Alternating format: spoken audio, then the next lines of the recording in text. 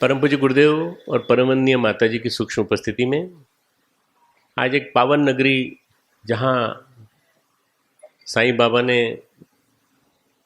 भारतीय संस्कृति का, हिंदू धर्म का इतना ज़्यादा प्रचार किया कि आज इस नगरी का नाम तीर्थ नगरी में लिया जाता है। ऐसी इस नगरी में मेरे साथ मंच पर विराजमान आप सबकी शैल दीदी, हमारी छोटी ब्रह्मवादिनी बहनें जो यहाँ बैठी हैं, सभी उपस्थित देवतुल्य भाइयों, देवी स्वरूपा बहनों, शक्ति स्वरूपा माताओं, हमारे साथ आए आदरणीय शरद भाई साहब, अशोक ढोके जी, अन्य सभी हमारे संगीत वाले भाई और जितने भी यहाँ बैठे हैं, महाराष्ट्र के कोने कोने से, गुजरात से कोने कोने से आए हुए हमारे सभी परिजनों, भाइयों बहनों, गुरु सही अर्थों में कहा जाए तो भगवान का एक रूप है। गुरु ब्रह्मा, गुरु विष्णु, गुरुदेव महेश्वर, तीनों उसके अंदर हैं। गुरु के बिना आदमी को किसी भी स्थिति में ज्ञान नहीं मिल सकता। हम यहाँ पर बैठे हैं तो केवल गुरु के कारण बैठे हैं। आप और हम सब के बीच में एक समानता है। आप भी उसी गुरु को मानते हैं, हम भी उन्हीं गुरु को मानते हैं। पर गुरु को मानना, गुरु को जानना और गुरु को जानने के बाद गुरु को जीवन में उतारना, ये सबसे बड़ी बात है। कैसे उतारें उनको जीवन में, ये आपकी जो कन्या कौशल सत्र है, इस कन्या कौशल सत्र में आई हुई, दूर दूर से आई हुई हमारी बच्चियों को मैं बताना चाहता हूँ कि दीक्षा के माध्यम से हम अपने गुरु को अपने जीवन में धारण करते हैं। दीक्षा मुंह से ली जाती है, मंत्र से ली जाती है, परंतु वास्तव में सही अर्थों में आत्मसत्ता को दी जाती है। और आत्मसत्ता जब दीक्षित होती है तो हमारे अंदर के जो कुसंस्कार हैं वो झड़ते हैं, चित्त हमारा संस्कारवान होता है और हमारे अंदर सोया हुआ जो प्रसुप्त शिष्य है वो जाग पड़ता है। कई लोग कहते हैं हमने तो गुरुदेव को बहुत दिनों से देखा है, बहुत दिनों से जाना है, सबको जाना है, गुरुदेव बोलते हैं उनको, परंतु वास्तव में गुरुदेव के बताए हुए काम रास्ते पे चलते हैं कि नहीं, ये सबसे बड़ी बात है। दीक्षा का मतलब होता है दी इच्छा। हमने अपनी इच्छा गुरु को दे दी। फिर उसके बाद जब इच्छा दे दी तो इच्छा देने के बाद अपना कुछ नहीं बचना चाहिए। मेरे पास अपना कुछ नहीं है, तेरा सब कुछ तुझको सौंपता मैं, मेरा कुछ भी नहीं है इसमें। ऐसे जब भाव आ जाते हैं तो फिर गुरु दीक्षा सार्थक हो जाती है। गुरु कई होते हैं। गुरु वो ज्ञान भी होता है जो गुरु देता है हमें। गुरु उन शब्दों के रूप में भी होता है जो उसने लिख करके दिए हैं। गुरु उस ज्ञान के रूप में भी होता है जो उसने पूरे देश और पूरे विश्व में प्रचारित किया है। आप लोगों ने सुना होगा, सिख ग्रंथ में गुरु ग्रंथ साहब की महिमा गाई जाती है। 10वें गुरु के बाद अब कोई गुरु नहीं होगा तो उनको कहा है दशमेश गुरु, दशों के ईश गुरु। गुरु गोविंद सिंह जी ने सारे के सारे जितने भी 10 गुरुओं की जो वाणी थी उनको संकलित करके, और उसमें कबीर की वाणी और रहीम की वाणी और अनेक लोगों की वाणी को संकलित करके गुरु नानक जी से लेके, गुरु गोविंद सिंह जी से लेके सबको मिला के एक गुरु ग्रंथ साहब बनाया। आज हमारे देश के हजारों, और देश ही नहीं विदेश के भी सब हजारों गुरुद्वारों में केवल वो गुरु ग्रंथ साहब रखा जाता है। उसी की पूजा होती है, उसी को प्रणाम किया जाता है, वहीं चढ़ावा आता है, उन्हीं को झला जाता है, उन्हीं के ऊपर हमारे जो साधक होते हैं वो झलते रहते हैं पंखा, और बाकी रागी लोग गीत गाते रहते हैं। गुरु की महिमा, जिन प्रेम कियो तिन्हि प्रभु पायो, गाते हैं। जिनने प्रेम किया उनको ही प्रभु मिला। एक बेसिक नॉलेज जो गुरुओं ने दिया शिष्यों को, वो इकट्ठा होकर के गुरु ग्रंथ साहब के रूप में आया। परम पूज्य गुरुदेव ने जो जीवन भर में जो दिया, जो किया, जो पाया और जो उन्होंने अपने गुरु से पाया, वो सारा के सारा 3200 किताबों के रूप में लिख के रख दिया है। और उसी को संक्षेप करके हम लोगों ने 70 वांग्मय बनाए, अभी 8 वांग्मय निकाले हैं, अभी 30 वांग्मय और आने वाले हैं।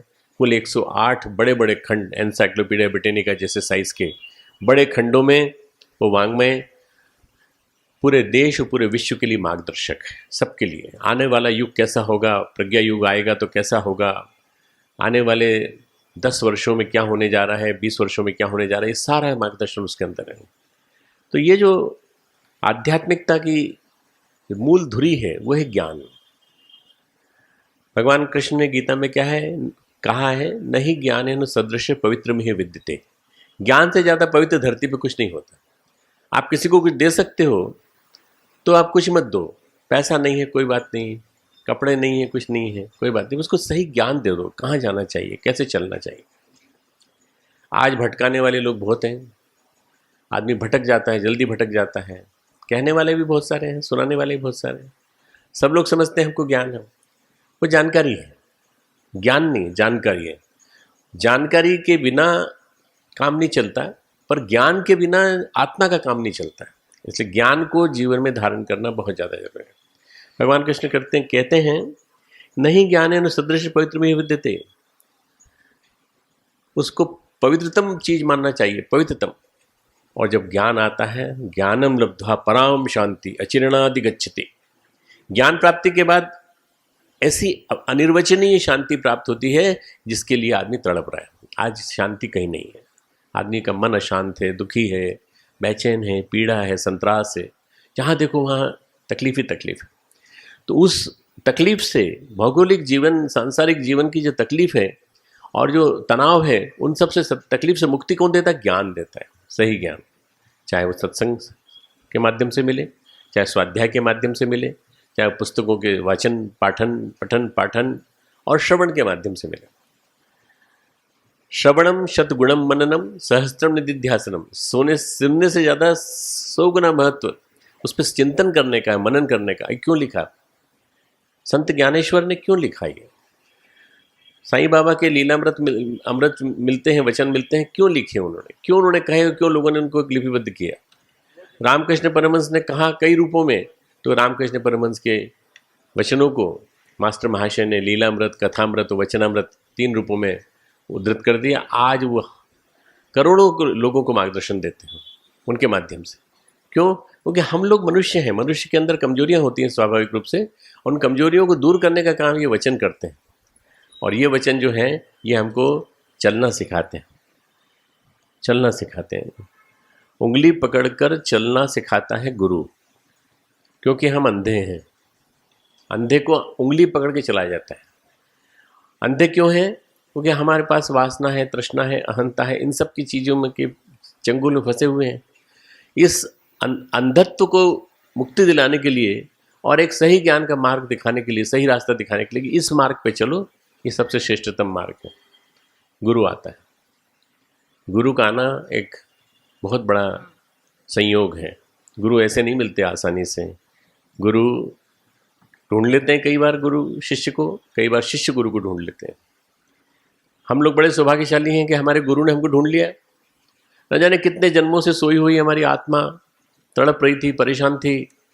हम लोग जानते भी नहीं थे कि हम लोग कहाँ जा रहे हैं, किस यात्रा पे जा रहे हैं। उस यात्रा पे से निकाल करके, उठा करके उन्होंने सही रूट पे हमको रख दिया। ये रास्ता है। अभी हम कल रात को फ्लाइट से उतरे, कल रात को हम काफ़ी देर से नासिक पहुँचे, फिर हम यहाँ नहीं आ पाए।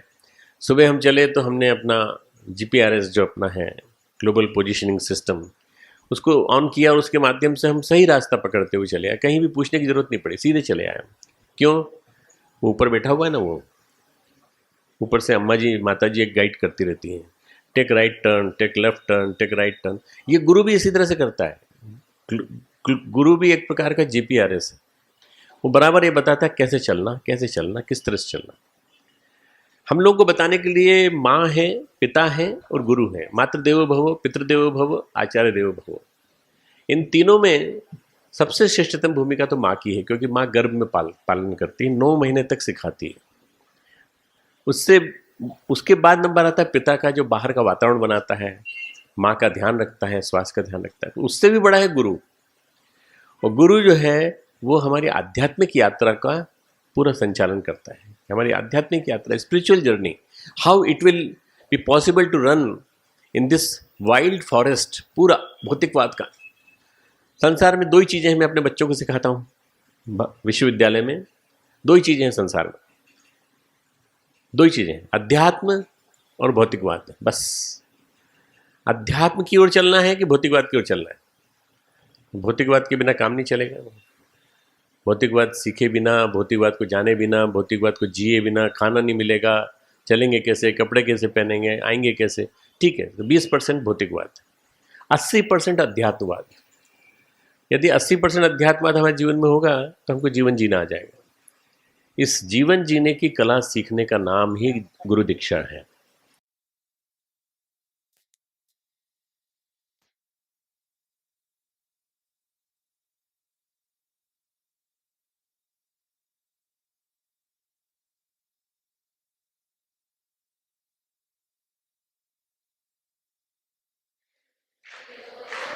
प्रचोदयातों भूर्भुवस्वः तत्सवितुर्वरेण्यं भर्गो देवस्य धीमहि धियो यो नः प्रचोदयात्।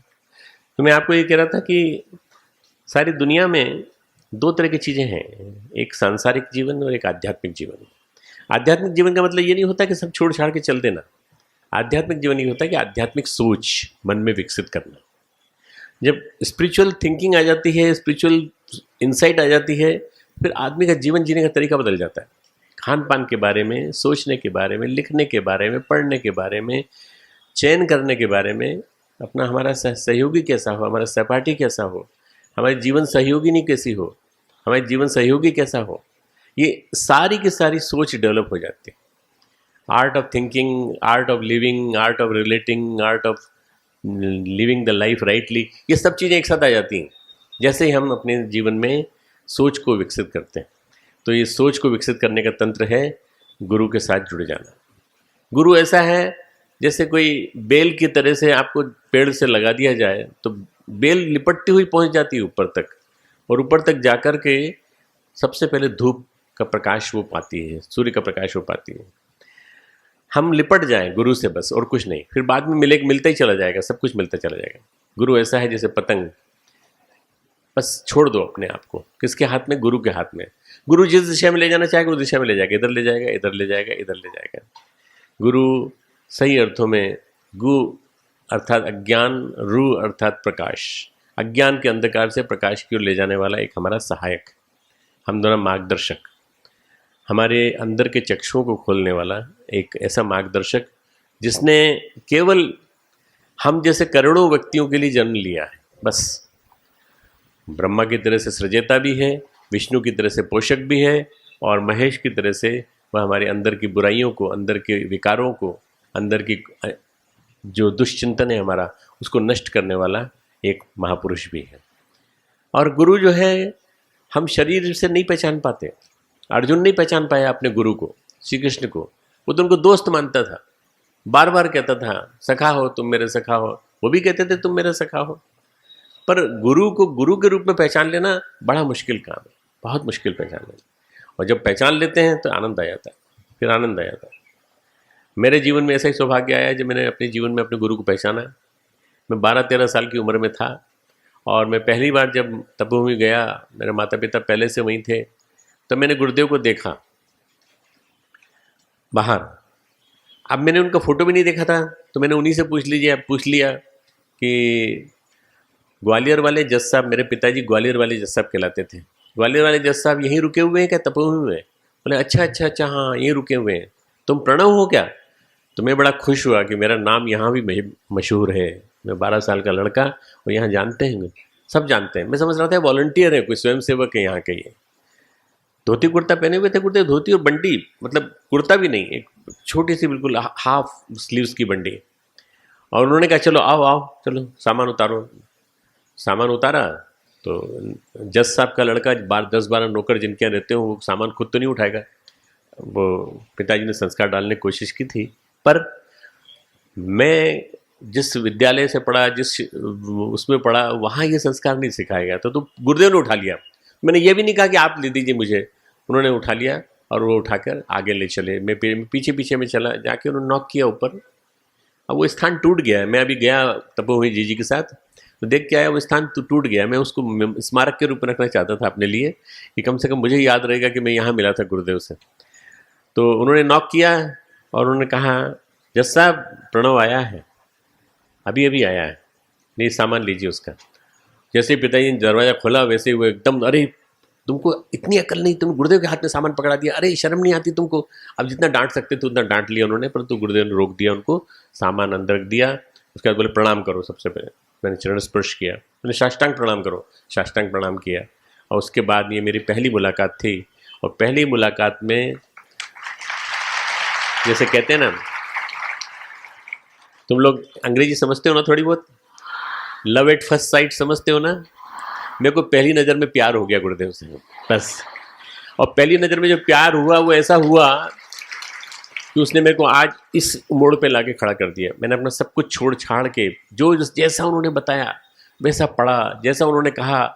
मुझे मंसूर की घटना याद है। मंसूर में भोजन कर रहे थे हम गुरुदेव के साथ। 20 साल का था, मेडिकल कॉलेज में पढ़ रहा था। MD और MS तुम्हें से क्या करना ये चुनने की बारी आ रही थी। तो उस समय गुरुदेव ने कहा कि बेटा तुमने क्या सोचा है। मैंने कहा मैंने सोचा है मैं सर्जन बनूंगा। सर्जन बनने के बाद खूब कमा सकते हैं। बेटा तुमको कमाने के लिए थोड़ी धरती पे लाए हैं हम, तुमको तो कुछ काम करना है। सागर में डुबकी लगा करके मंत्र मणि मुक्तक तुमको इकट्ठे करके लाना है। तो तुम मेडिसिन में MD करो। मैंने जैसा उन्होंने कहा वैसे किया, और उसी के माध्यम से ऐसी स्थिति आई कि मैं एक बार गुरुदेव के चरणों में पहुंच गया। 1978 में मैं और जीजी हम दोनों अपने 1.5 साल का बच्चा, जिसको आपने पहले दिन सुना है, चिन्मय को, उसको साथ लेकर के हम गुरुदेव के चरणों में पहुंच गए।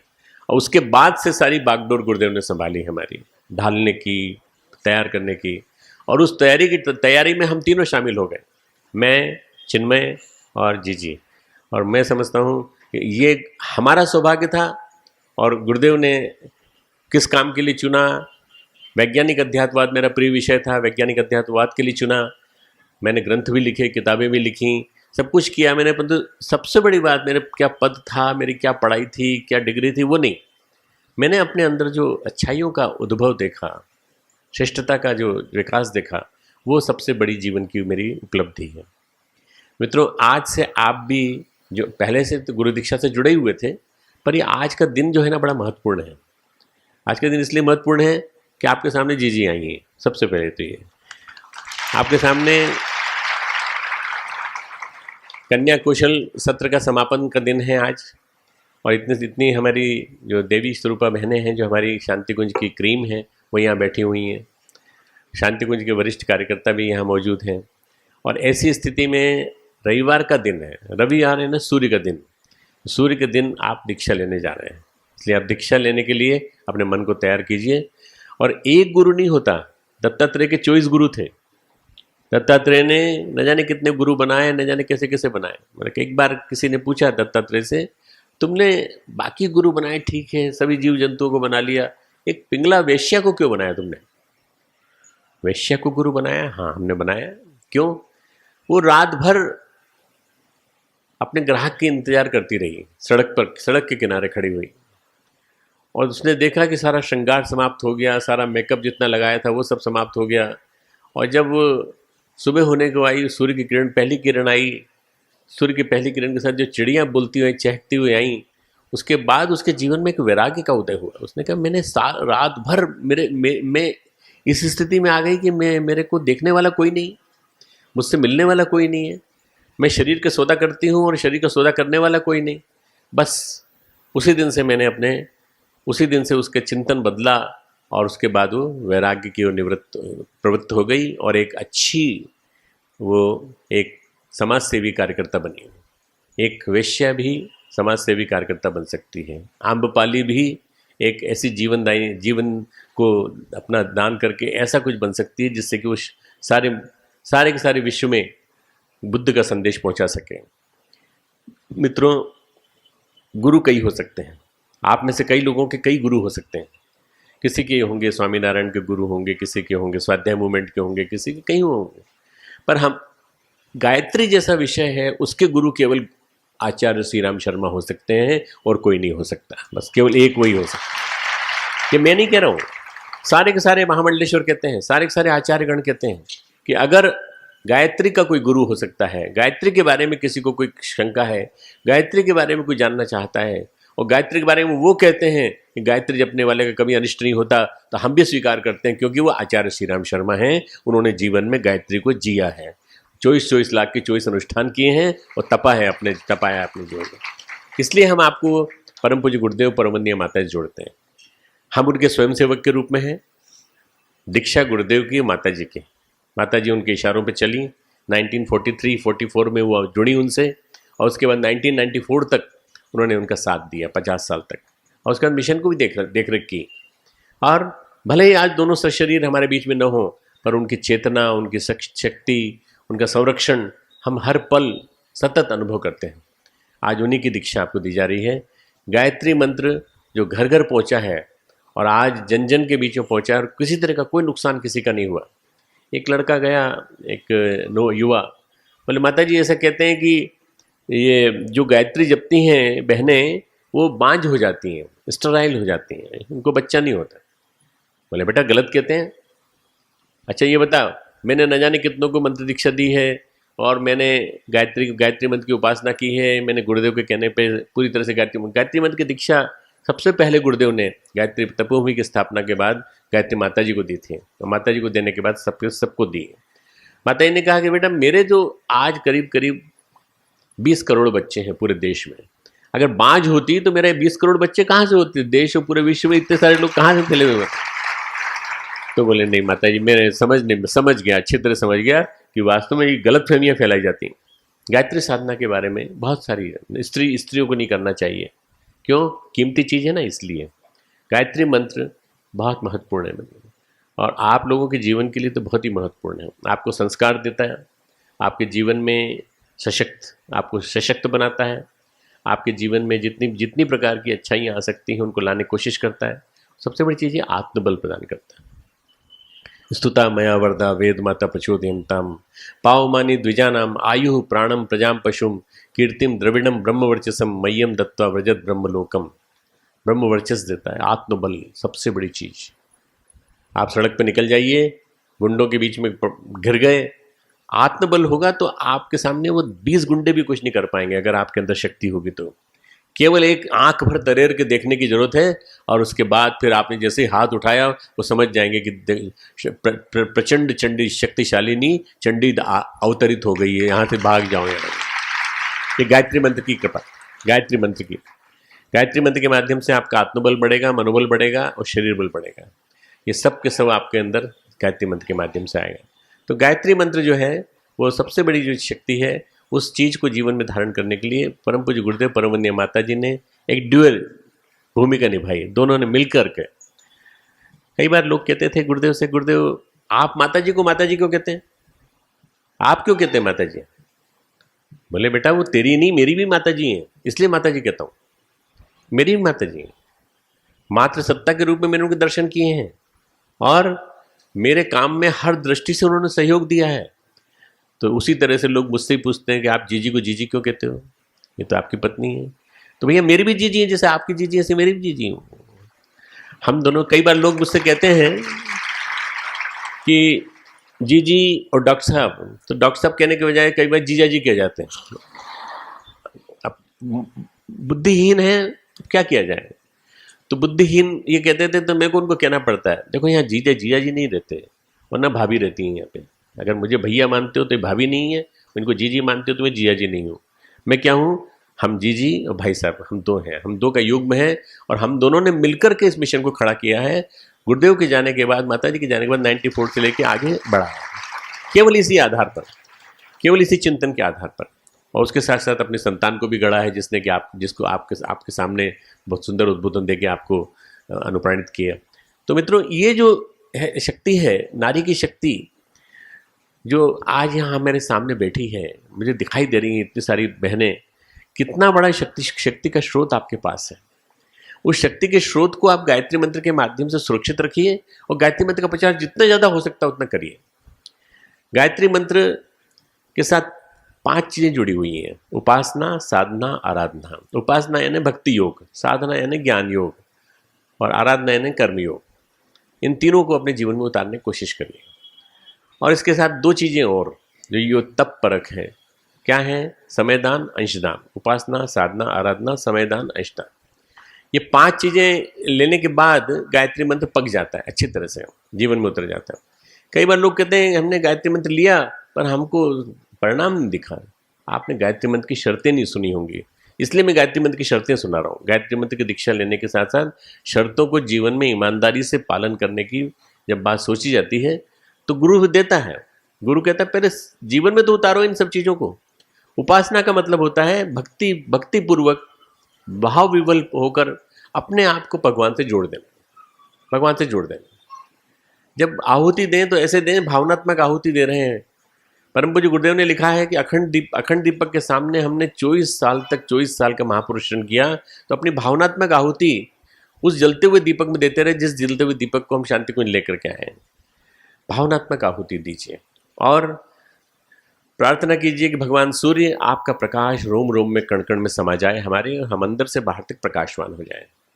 अगर ये आपकी प्रार्थना है, ये आपके अंदर चिंतन में बार बार बात आ रही है, तो फिर आप मान के चलिए कि आपका ध्यान सफल हो रहा है। तो जप के साथ ध्यान, गायत्री मंत्र का जप के साथ ध्यान, जप के साथ ध्यान। जैसे मूर्ति में प्राण प्रतिष्ठा न हो तो मूर्ति की पूजा नहीं की जाती, ऐसे जप के साथ ध्यान न हो तो जप में प्राण नहीं रहता है, जब निष्प्राण हो जाता है। साधना में प्राण कब आता है? जब आप जप के साथ ध्यान करते हैं। तो ध्यान करिए, और ध्यान करने के साथ साथ सबसे बड़ा ध्यान सूर्य का ध्यान। उसके बाद अगला ध्यान अगर आपको करना चाहते हैं तो फिर अपने गुरु का ध्यान, और उसके बाद और भी कोई ध्यान करना चाहते हैं तो अपने इष्ट का ध्यान, और कोई महापुरुष का ध्यान। कई प्रकार के ध्यान है, मैं तो 50-60 तरह के ध्यान मैंने लेक्चर दिए हैं अपने, वो आप सुन सकते हैं यूट्यूब पे। ध्यान करने के कई तरीके हो सकते हैं, परंतु ध्यान करने के साथ साथ गायत्री मंत्र के अर्थ पे चिंतन, भावार्थ पे चिंतन, और एक एक गुण को अपने जीवन में धारण करना। उस प्राण स्वरूप, उस सुख स्वरूप, दुखनाशक अगर आपने सोच लिया तो आप अपनी पत्नी को दुख नहीं देंगे, आप अपने पति को दुख नहीं देंगी, आप किसी को परेशान नहीं करेंगे। दुखनाशक, श्रेष्ठ, मोस्ट आइडियल, तेजस्वी, ये सारे गुण अपने जीवन में आ जाए तो गुणों को जीवन में धारण करना, ये कहलाता है उपासना। उपासना शब्द से 4-5 शब्द बने हैं। उप से उपासना, उपविश्य, ऊपर आकर बैठो, यहाँ आके बैठो। उपासना यानी ऊपर जाके बैठ जाना है। उपासना से बना है उपवास, थोड़ा सा ऊंचा उठकर किया गया वास, निवास परमात्मा के साथ। उपशब्द जो है बहुत महत्वपूर्ण है, और इस उपासना में हम परमात्मा का साथ मांगते हैं। परमात्मा हम तेरे जैसे बन जाए, जब परमात्मा जैसे बन जाएंगे, परमात्मा के गुण हमारे जीवन में आ जाएंगे, तो फिर हमारा जीवन बदल जाएगा। परमात्मा के गुण कितने सारे हैं ये बताएं, सारे गायत्री मंत्र के अर्थ में सारे गुण हैं पूरे। तो उपासना का मतलब होता है मन लगाकर की गई। करते क्या, अभी उठा के माला देखते हैं कितनी होगी, फिर नीचे रख लेते हैं, फिर उठाते हैं, फिर नीचे देखते हैं, फिर नीचे देखते हैं। ऐसी माला नहीं करना है। माला करना है तो मन लगा के करना है, अंदर तक उतर जाए, ऐसी माला करनी है, अंदर तक उतर जाए। मन का छोड़ के तन का, कर का मन का छोड़ के मन का फेरिए का मतलब ये कि मन का अगर हाथ में न भी चले तो मन में चलना चाहिए, कंटिन्यूस चलना चाहिए। गायत्री मंत्र, कई बार गायत्री मंत्र का अभ्यास करते करते गायत्री मंत्र मन ही मन चलने लगता है, मानसिक जप कहलाता है वो। ऐसा आपका जप हो, ऐसा निरंतर चले। उपासना यानी भक्ति योग, उपासना यानी परमात्मा के साथ जुड़ जाना, अनन्य भाव से, तादात्म्य। सबसे बड़ी चीज भगवान ने गीता में बताई है कि बस भक्ति योग से श्रेष्ठ कुछ नहीं है। मुझे अनन्य भाव से भजो। और कैसे करो? तस्मात् सर्वेषु कालेषु माम अनुस्मर, मुझे याद करो, सभी समयों में मुझे याद करो, सभी समय में मेरा स्मरण करो, मेरा स्मरण करो। क्या मालूम कब आ जाए जान लेने के लिए परमात्मा ये अमदूत भेज दें। इसलिए ऐसे में हमेशा भगवान का नाम लेते हुए जान छूटे, भगवान का नाम लेते हुए शरीर छूटे, भगवान का नाम लेते हुए हम जिए आखिर तक अपने जीवन को। ऐसा कुछ हमारा जीवन होना चाहिए। तो ये उपासना है। दूसरा है साधना। साधना होता है ज्ञान योग। साधना का मतलब होता है अपने जीवन को, अपने जीवन कंट्रोल कर लेना, अपने साथ कंट्रोल करना, अपने जीवन में परमात्मा की सारी जितनी विशेषताएं हैं उनको जीवन में उतारने की कोशिश करना। 4 संयमों के द्वारा, 4 मैनेजमेंट के द्वारा। मैनेजमेंट के 4 लेसन्स। 4 लेसन्स क्या हैं? पहला है आप अपने ऊपर, आहार के ऊपर, खान पान के ऊपर नियंत्रण रखिए। दूसरा है जिह्वा के ऊपर भी नियंत्रण रखिए, अनावश्यक मत बोलिए। दूसरा है अपने समय पे नियंत्रण रखिए, टाइम पे चलिए, टाइम को लूज मत करिए, टाइम को खोइए मत। नहीं तो टाइम आपको खो देगा। फिर आपको जब समय आएगा तो आपको पता चलेगा कि आप बहुत सारा काम छूट गया, इसलिए कि आपने समय गंवा दिया।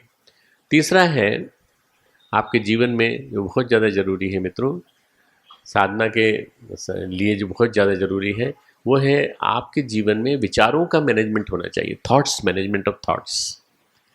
यदि विचारों का मैनेजमेंट हो गया तो क्या होगा, विचार सही से चलेंगे हमेशा। और विचारों के मैनेजमेंट के लिए स्वाध्याय है, जप के साथ ध्यान, विचार संयम के साथ ध्यान, स्वाध्याय। स्वाध्याय श्रेष्ठ पुस्तकों का चिंतन बार बार। और अंतिम है अर्थ संयम, पैसे पे कंट्रोल। बहनों में एक सबसे बड़ी शिकायत क्या होती है कि हम अच्छे दिखें, सुंदर दिखें, इसके लिए मेकअप करके चलती हैं। तो कितना होता है कि 1.5-2 किलो का करीब वजन होता है पूरा ये जो लादा जाता है, कोटिंग्स लगाई जाती है। और मान लीजिए कभी आपको कहीं जाना है पति के साथ, तो पति जो है ना वो आपको 1.5 घंटे पहले वो देगा, कॉशन देगा कि भाई तुम तैयार हो जाओ। तो 1.5 घंटे, उसको मालूम है 1.5 घंटे में तैयार होंगे, ये मेकअप लगा होगा, ये होगा, वो लगेगा। कभी रात को पत्नी जी जो है वो मेकअप धो के आ गई तो पहचान भी नहीं पाएंगे कि किसकी पत्नी है, कौन आ गई है, क्योंकि वो रूप समझ में नहीं आता, वो नहीं समझ में आता। मित्रों, ये जो आज हमारे जीवन में अर्थ का जो संयम नहीं कर पाते, उसकी वजह से हम अपने आप को सुंदर दिखाने के लिए मेकअप करेंगे, हम अपने कपड़े अच्छे पहने, कोई किसी को नहीं देखता, सब अपने आप को देखते। किसने क्या कपड़े पहने कोई नहीं देखता, आपने क्या कपड़े पहने कोई नहीं देखता, सब अपने आप को देखते हैं, मैं कैसा दिख रहा हूँ, मैं कैसा दिख रहा हूँ। आईना आया तो आईने के सामने आते ही बाल के ऊपर हाथ चले आते हैं और ठीक से बिल्कुल अच्छी तरह से कपड़े वपड़े अपने ध्यान से देखते हैं, दूसरों का नहीं देखते कोई। इसलिए अर्थ संयम, पैसा बचाइए, पैसे को बचा करके अच्छे काम में लगाइए, भगवान के काम में लगाइए, गुरुदेव काम में लगाइए। हम लोग गुरुदेव माता जी की स्मृति में नवसृजन महापुरुष शरण कर रहे हैं इसी गुरु पूर्णिमा से, 9 जुलाई से। उस गुरु पूर्णिमा से चालू होने वाले नवसृजन मातृशक्ति संकल्प समारोह के लिए वंदनीय माता जी की 100 साल पूरे होने जा रहे हैं 2026 में। अखंड दीपक के 9 साल पूरे होने जा रहे हैं, 100 साल पूरे होने जा रहे हैं 2026 में। और इसके अलावा श्री अरविंद की सिद्धि दिवस का 24 नवंबर को था, वो भी पूरा होने जा रहा है। ये 3 संकल्प पूरे होने जा रहे हैं। तो ये 9 साल का एक अनुष्ठान हमने आरंभ किया है, इसमें आप जुड़ जाइए। और इसमें जुड़ने के बाद आपके मन में जो भी संकल्प आते हैं वो आप अपने माध्यम से उसको सही जगह पहुंचाइए, सही जगह दीजिए उसको। अपने विभिन्न प्रकार के प्रयोगों के लिए, भ्रूण हत्या से रोकने के लिए, दहेज बचाने के लिए, दहेज से होने वाली मृत्यु के कारण लोगों को कष्ट होता है उसको बचाने के लिए, विभिन्न प्रकार की जो प्रकल्प है, शांति कुंज के प्रकल्प चलते रहते हैं कंटिन्यूस। गंगा के ऊपर हम लोग काम कर रहे हैं, गंगा बहुत श्रेष्ठतम काम है। उसके लिए हम क्या कर सकते हैं, पैसे इकट्ठे करो, एक पिग्गी बैंक बनाओ और 10 पैसा रोज, 1 रुपया रोज, 2 रुपया रोज, जो भी डाल सकते हो डालो। ये अर्थ संयम। बस 4 संयम मैंने बताए, 4 मैनेजमेंट मैंने बताए, इन 4 मैनेजमेंट को करना सीखें। बेटा बैठ जाओ, तुम लोग बहुत बड़ी चीज़ से वंचित रह जाओगे। थोड़ी देर के लिए बैठ जाओ, बस 15 मिनट के लिए बैठ जाओ, वहीं बैठ जाओ जहाँ हो। तुम यहाँ आए हो और यहाँ आने के बाद तुम चले जाओगे तो फिर बहुत बड़ी चीज़ से वंचित रह जाओगे, तुम लोग दीक्षा नहीं ले पाओगे। तो ये 4 संयम है, ये जीवन साधना है। तीसरा है आराधना। आराधना है ना समाज सेवा। समाज के लिए हम काम आना है, शरीर में जितना भी दम है वो समाज के लिए लगे। इसके लिए हम क्या कर सकते हैं, लोगों को गुरुदेव के विचारों से जोड़ सकते हैं, अच्छे विचारों से जोड़ने का अभ्यास करें। बस गुरुदेव के विचार उनको दे दीजिए, अखंड ज्योति दे दीजिए, युग शक्ति गायत्री दे दीजिए, अखंड ज्योति मराठी दे दीजिए, जो भी किताब आपके पास हो उनको दीजिए पढ़ने को। और पढ़ने के बाद उनसे कहिए जीवन बदलेगा आपका। बहुत बहुत महत्वपूर्ण साहित्य है, करोड़ों लोगों के जीवन को बदला है। लोग जानते हैं, हम कहीं दिखते हैं, कहीं मिलते हैं तो हमको नाम से भले ना पहचानते हो, बोले आप वही है ना अखंड ज्योति वाले डॉक्टर साहब। बस ये इतना बड़ा परिचय है जो मैं समझता हूँ सबसे बड़ा परिचय है। और कोई परिचय की मुझे जरूरत नहीं, डॉक्टर की जरूरत नहीं है, एमडी की जरूरत नहीं है, कुलाधिपति की जरूरत नहीं है, कोई जरूरत नहीं। मैं एक ही चीज़ से परिचय पाता हूँ, अखंड ज्योति के माध्यम से। तो मित्रों, ये ज्ञान बांटना ये सबसे बड़ी सेवा है, समाज सेवा। और इस सब के लिए 2 चीज़ चाहिए, श्रमदान खुद के द्वारा, आपको खुद समय देना पड़ेगा, अपना समय देना पड़ेगा। 1 घंटा रोज, 2 घंटा रोज, और ज़्यादा निकाल सके तो सप्ताह में 4-5 घंटा। रोज न निकाल सकें सप्ताह में निकाल लीजिए समय दान, और अंशदान, अपनी कमाई का एक हिस्सा भगवान के काम के लिए। परम पूज्य गुरुदेव ने अपने से शुरुआत की। वंदनीय माता जी का के गहनों से गायत्री तपोभूमि बनाई, और उसके बाद उन्होंने कहा कि हमने सारी ज़मीन अपनी दान दे दी है, पूरी पूरे औलखेड़ा की, अपनी जन्मभूमि की, वहाँ से शुरुआत की। और शुरुआत करने के बाद देते चले गए। जुगल किशोर बिड़ला इतने बड़े उद्योगपति हैं जिनको सब जानते हैं। उन्हीं के माध्यम से पूरा बिड़ला परिवार की 5वीं पीढ़ी अभी शासन कर रही है, कुमार मंगलम। ये 5वीं पीढ़ी को ये नहीं मालूम कि जुगल किशोर बिड़ला ने कहाँ से शुरू किया था। जुगल किशोर बिड़ला ने परम पूज्य गुरुदेव को देखा था तपोभूमि मथुरा में काम करते हुए, ईंट ढोते हुए, ईंट लेकर लाते हुए, लगाते। बोले आप यहाँ के पंडित जी हैं, आप यहाँ के स्वामी जी हैं? बोले स्वामी जी तो नहीं हूँ, मैं हाँ प्रमुख हूँ, काम करता हूँ यहाँ का।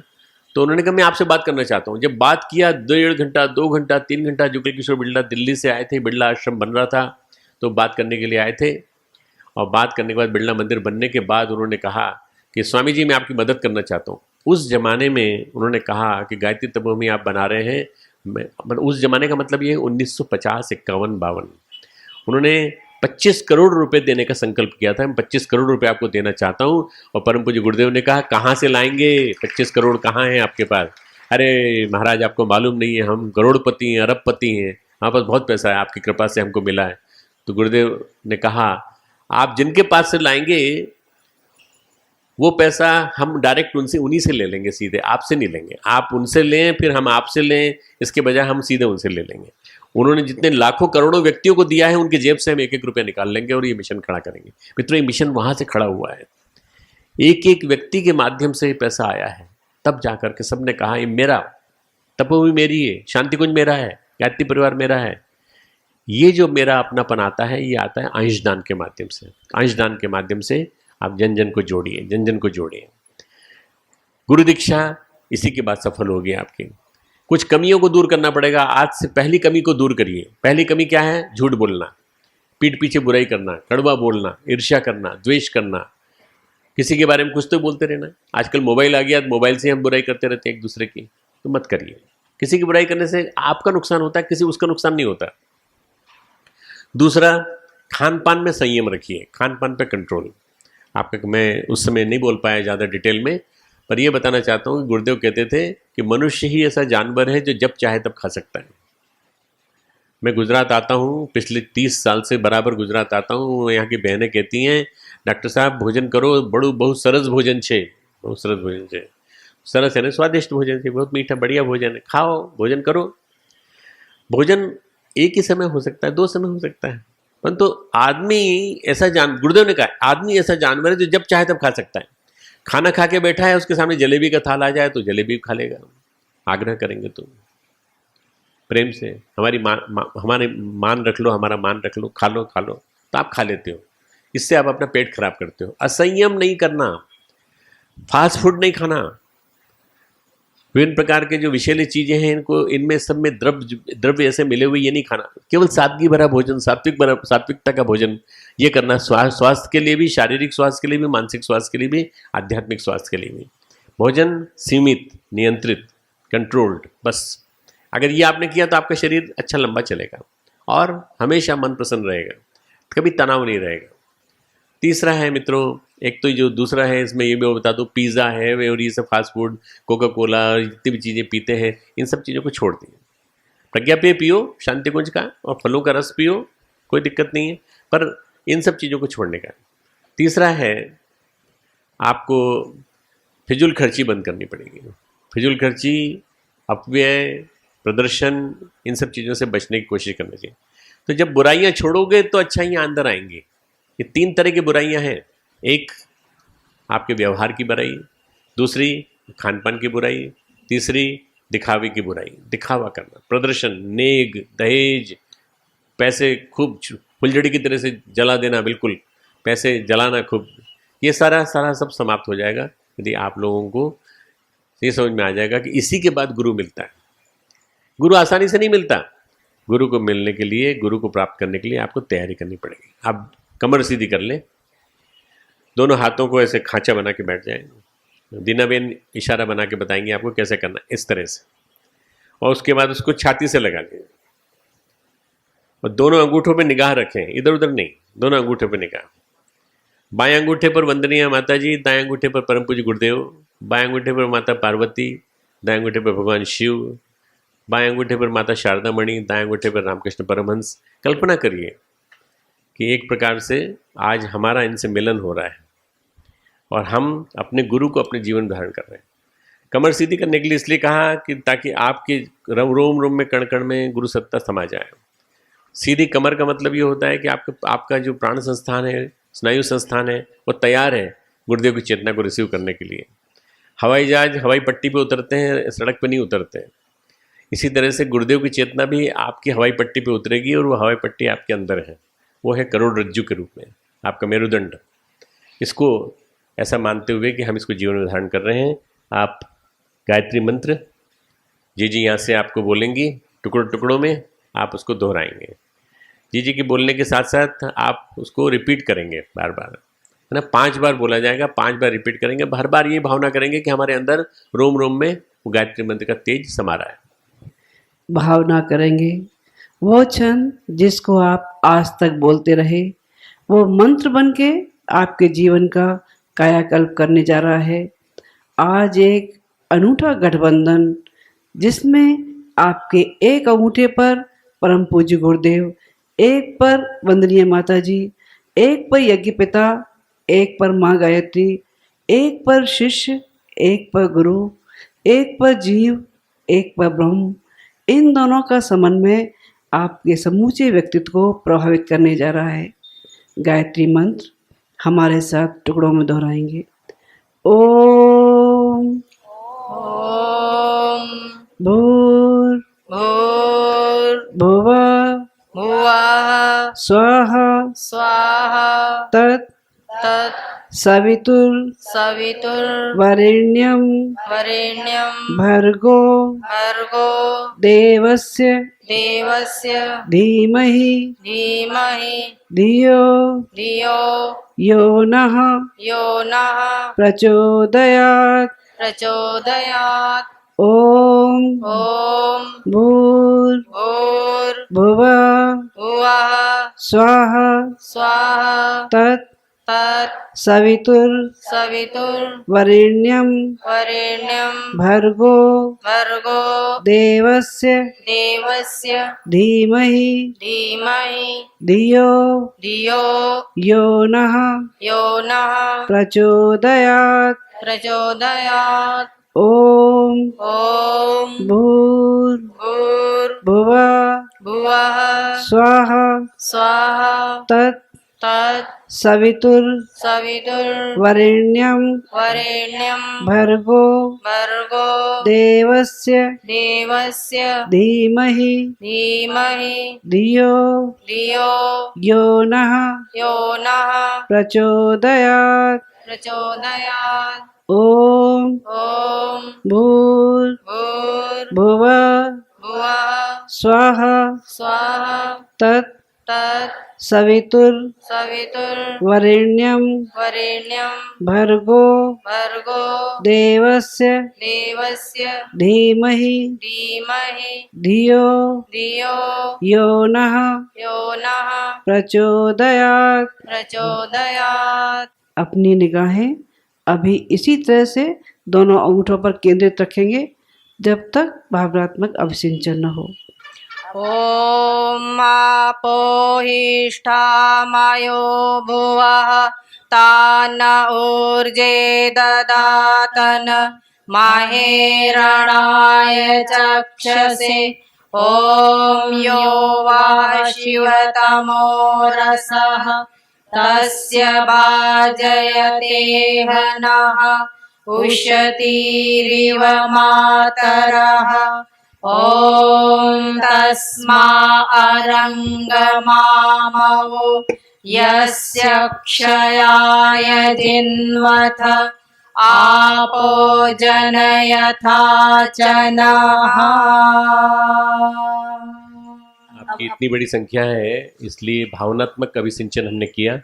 आप ये मान करके चलिएगा कि आपके ऊपर आकाश से, अंतरिक्ष से 33 करोड़ देवता इतनी सारी देवियां यहाँ बैठी हैं, इन सब के ऊपर भावनात्मक रूप से जल का सिंचन कर रही हैं, ताकि ये जो आज बीज डला है, ये बीज मजबूती से जड़ पकड़ ले और फिर कभी छूटने ना पाए। आप भी हमेशा याद रखें, जो यहाँ आई हैं बच्चियाँ, वो सब याद रखें, जो हमारे पेरेंट्स उनके बैठे हैं या जो हमारे कार्यकर्ता बैठे हैं वो भी याद रखें। हम बड़े बड़े यज्ञों में कराते हैं तो हम व्यवस्था करते हैं जल की, परंतु जल के बिना भी भावनात्मक दृष्टि से अभिसिंचन हो सकता है यदि आप भावना कर लें। अब एक संकल्प कराया जाएगा, दोनों हाथों को ऐसे कर लें, इस तरह से कंधों के बराबर, और 5 बार 5 देवताओं की साक्षी में यहाँ से हमारी बहनें संकल्प कराएंगी। आप संकल्प करने के साथ हर बार जब नमः कहा जाए तो फिर हाथ जोड़ के नमन कर लें। ॐ व्रतपते व्रतं चरिष्यामि।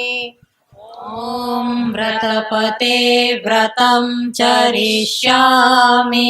ॐ अग्नये